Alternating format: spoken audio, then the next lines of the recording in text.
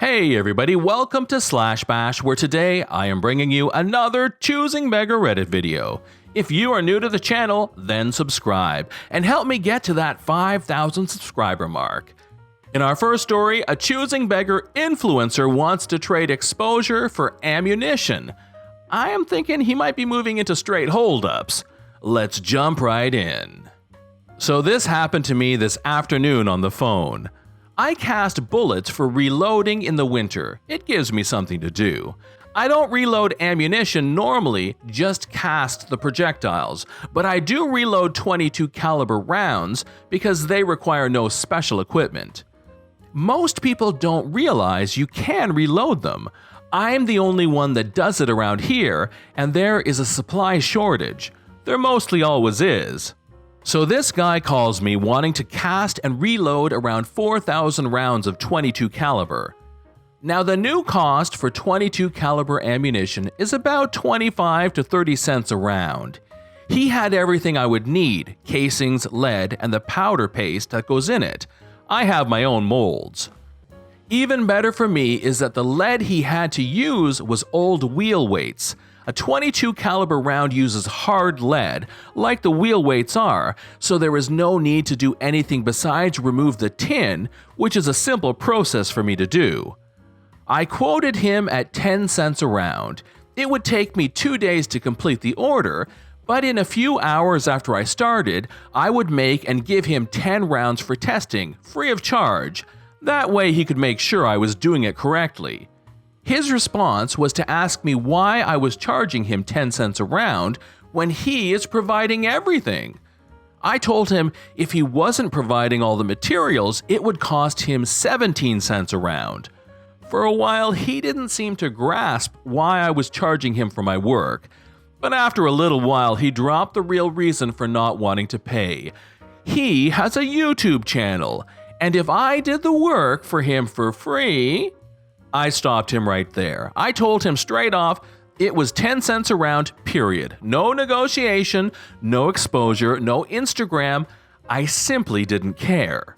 He tried the, well, if you don't do it for free, I'll make sure not to give you a shout out. Again, I told him that I couldn't care less. He tried one more time to get my work for free. Again, I said no. Then he tried the old standby. Well, if you won't do it, then I'll go to someone else and they will get all the amazing exposure that you will miss out on. My response? Well, seeing as I'm the only one who does this type of work in the area and I do not care about exposure, then I wish you luck. And I hung up. He tried to call me back a few times, but I just answered it and then immediately hung up on him so that he couldn't even leave a voicemail.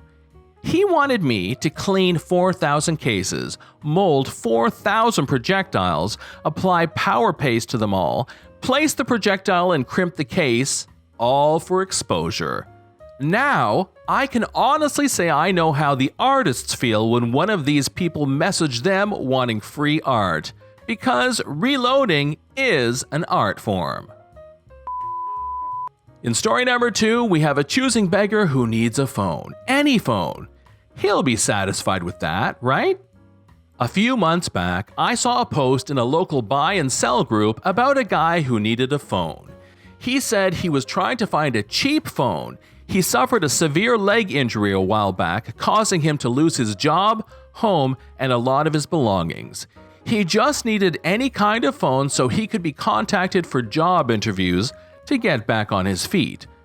Feeling bad for the guy, I pulled an old iPhone 6 in decent condition out of my drawer and messaged him. I told him he could have the phone for free. He seemed thankful and asked if I wouldn't mind meeting him at the local mall where he was using a display computer at the Apple store to check Facebook. I put an old case on the phone, grabbed a charger, and headed over to meet him. He came out to meet me at the front entrance. It was pretty easy to tell that this guy was having a tough time.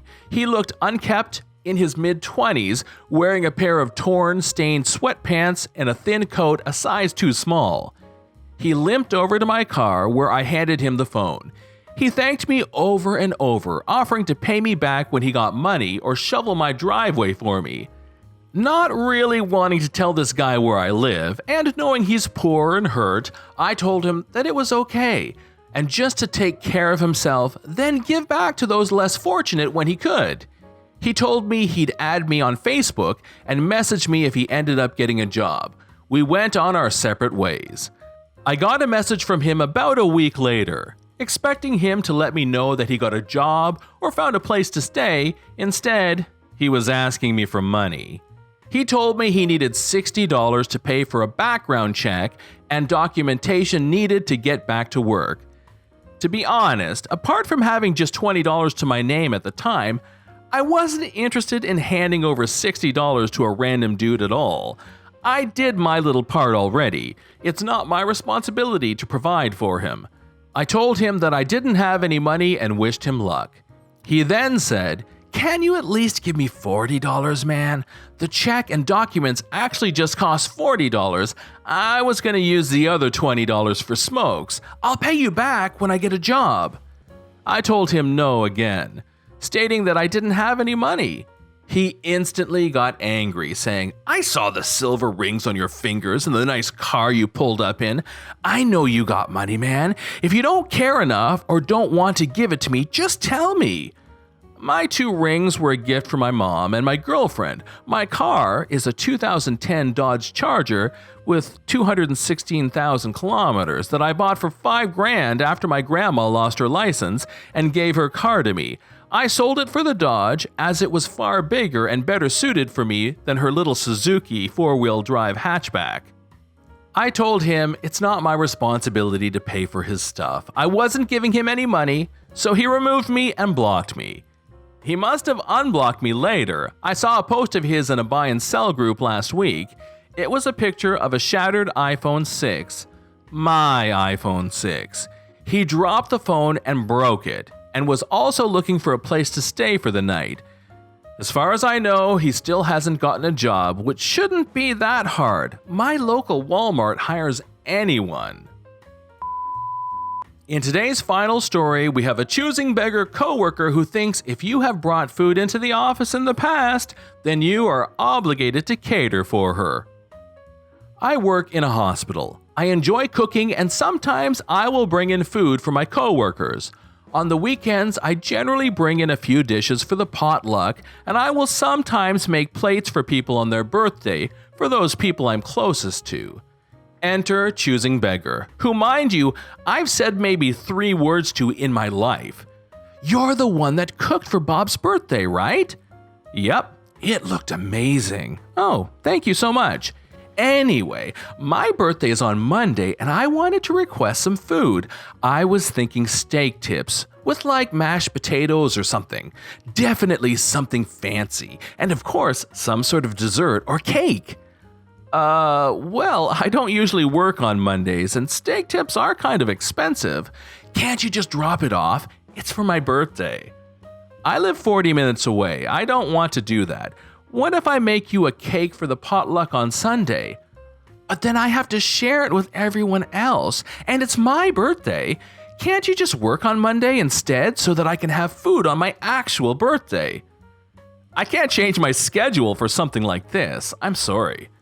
But it's my birthday, and I'm already sad that I have to work on it, and now I don't even get food? So you should either bring in food for me, or you could work my shift. Like I said, I don't work on Mondays, but I'm happy to make you a cake on Sunday for your birthday. What about the steak tips? What about them? I like them cooked medium. That's good to know, but I'm not making steak tips. I'm already making a dish for the potluck, and I did offer to make a cake for your birthday. But you made food for Bob. Bob is my best friend. I don't even know you that well. That isn't very fair. Do you want a cake or not? It's not even worth it if you're not going to make steak tips. Can't you at least work my Monday shift? No. Choosing Beggar rolls her eyes. Well, I'll just ask someone else then. I don't work Mondays, so I wasn't there, but Choosing Beggar did. I guess she couldn't find someone to take her shift. Apparently, she complained the whole day about how people were not properly celebrating her birthday. Sounds fun. This is John from Slash Bash. Thanks for watching. If you've enjoyed the video and want to see more of them, then hit that subscribe button. We'd love for you to drop a like, share it with your friends, and we will see you in the next one.